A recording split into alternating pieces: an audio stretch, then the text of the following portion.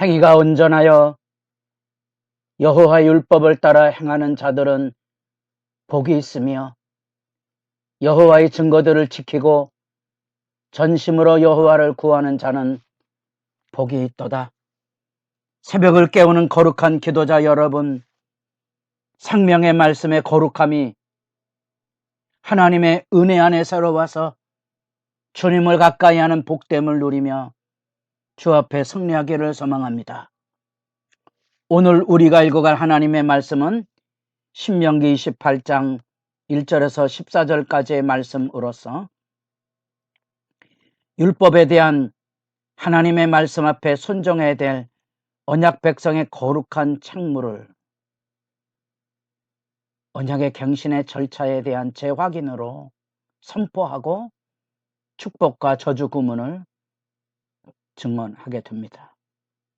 우리가 잘 아는 대로 하나님의 언약 백성과 그 관계라는 말 안에 하나님께서 이스라엘 백성 애굽의 종되었던 집에서 구원해내고 구원해낸 은혜 앞에 우리가 십계명으로 요약되는 하나님의 법, 하나님을 기쁘고 이웃을 복되게 하는 삶으로 살아가는 형통의 삶의 규례, 지키면 복을 받고 지키지 않으면 저절을 받는 언약적인 책무를 다시 되새겨 봅니다.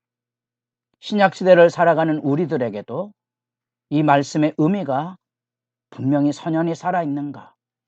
우리가 예수 믿음으로 구원받지만 하나님의 말씀에 축복하면 복을 받는다. 하나님의 말씀에 순종해 복을 받는다는 말은 어폐가 있습니다. 하나님이 우리를 자녀로 부르실 때는 어찌 모든 좋은 것으로 주시는 하나님의 복됨을 선물로 주시지 않겠습니까? 그 믿음의 전제가 필요합니다. 그렇게 그 믿음의 전제가 있어야 이 율법 순종을 자기 공로가 아니고 축복의 도구가 아니고 하나님 앞에서의 은혜의 관계로 이해를 해서 은혜 받은 사람들이 합당하게 살아가는 삶으로 하나님의 말씀을 지켜 행할 수 있는 성령의 도우심 안에 거하게 됩니다. 이건 도덕법도 아니고 이것은 지키면 복을 받고 지키지 않으면 화를 받는 그런 원칙이 아닙니다. 하나님이 우리에게 은혜를 주시고 모든 좋은 것으로 복을 주셨지만 우리가 그 은혜 앞에 합당하게 사느냐 살지 않느냐에 대한 경각이죠. 경성입니다. 깨어 있으셔야 됩니다. 제가 한 이 말에 대한 설명을 반복해서 잘 이해해 보시고 이 언약이라는 말이 그만큼 중요합니다. 하나님께서 일방적으로 우리를 부르시고 하나님의 백성으로 하나님의 아들로 부르셨기에 우리는 그 아들로 본분을 지켜야 될 거룩한 의무가 있습니다. 그 거룩한 의무를 축복과 저주라는 그런 말로서 흔들어 대서는 바람직한 것은 아닙니다. 그러나 하나님 앞에서의 이 구약의 율법이 주고 있는 메시지는 그 율법의 순종이 하나님을 섬기는 것과 이웃을 복되게 하는 지혜이고 그게 복된 질서이고 그게 도덕법이라는 거죠. 마땅히 우리가 그런 것들을 주의해서 살펴서 하나님 앞에 엎드려서 지켜가야 될 은총을 구하며 살아야 됩니다. 제가 어렸을 때 봉사들이 외쳤던 그 이야기, 하나님 앞에 신통하면 인통하고 인통하면 물통한다는 그 말의 의미를 아시겠습니까?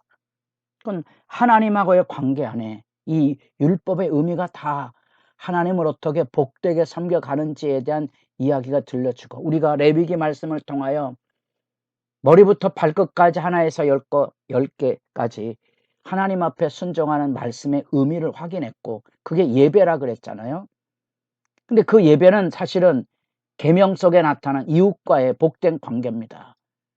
인간이 가지는 탐욕과 오만과 이 인간이 가지고 있는 야망으로 인하여 관계가 무너지는 게 죄의 현실이고요.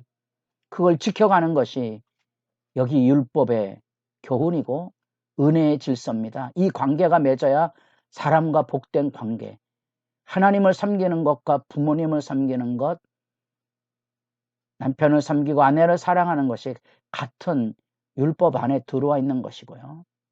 우리 인간이 하나님 앞에 이런 바람직한 신앙관계, 이웃과의 복된 관계를 누려야 세상 범사 안에 복된 열매를 풍성히 나눌 수 있는 거지요.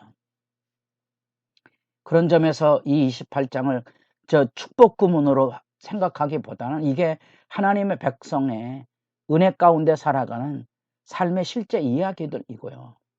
이게 하나님의 뜻이고요. 이게 부모의 마음 아니겠습니까? 부모의 마음이에요. 잘 되기를 원하는 애타는 심정이고, 광야 40년을 지냈던 모세에게는 절절한 아픔의 호소인 거지요.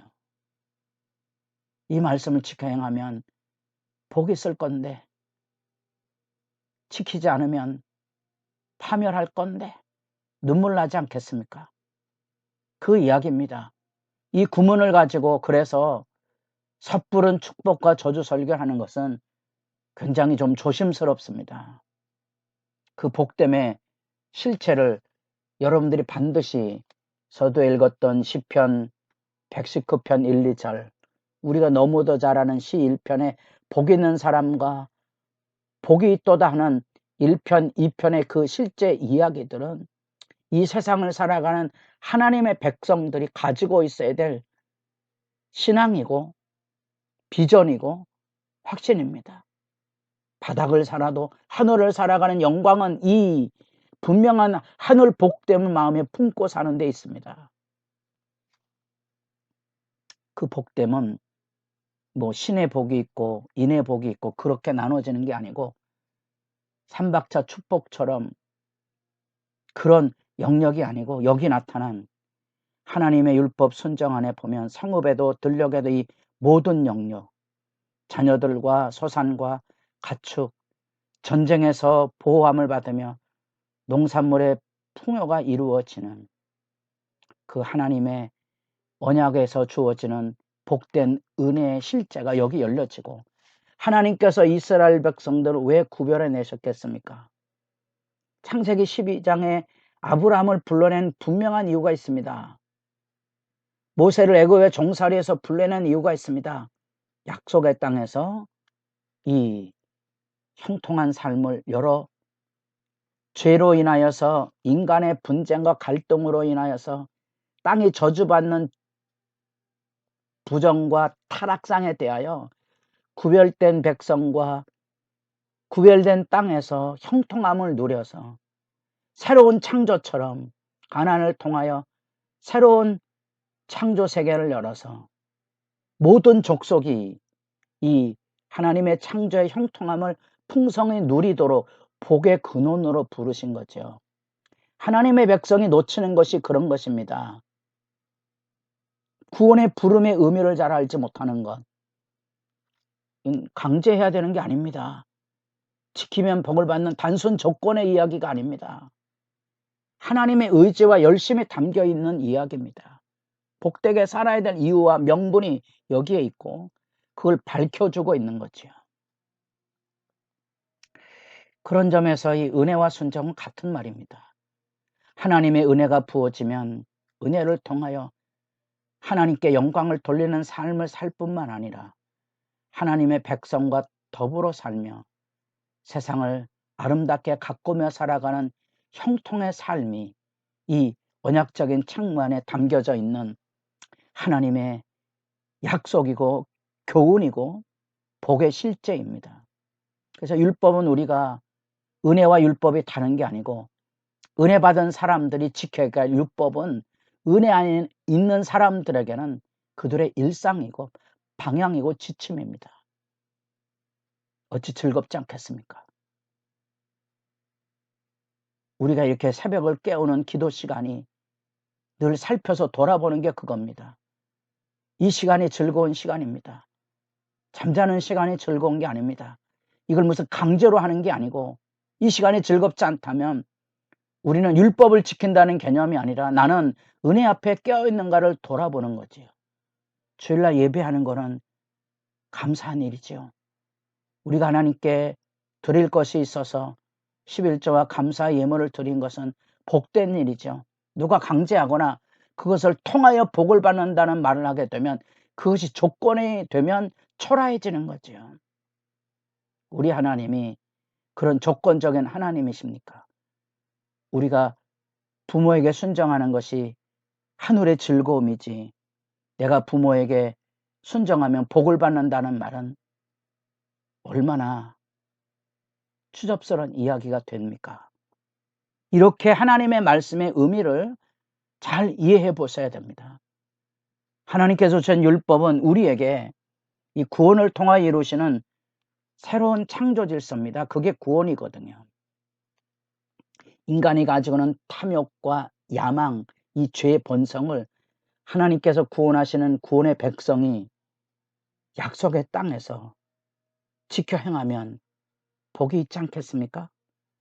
잘 살지 않겠습니까? 그것을 이웃에게 나누면 형통하지 않겠습니까?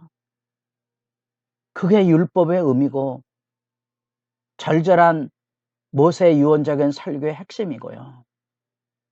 28장 앞에 우리는 그 언약 앞에 서명하는 심정을 가지고 그 말씀 앞에 서는 겁니다. 여기 나타난 복이 있으리라 6번에 걸친 이 복된 열매는 안타깝지만 율법을 지키지 않으면 화가 있으리로다 하는 저주의 단락으로 16장 19장에 다시 대조돼 버리고 맙니다. 하나님 앞에 살아가는 복 있는 지혜와 이 율법을 통하여 나타나는 하나님의 뜻의 순복이 여러분 안에 아름다운 삶으로 나타날 수 있기를 바랍니다.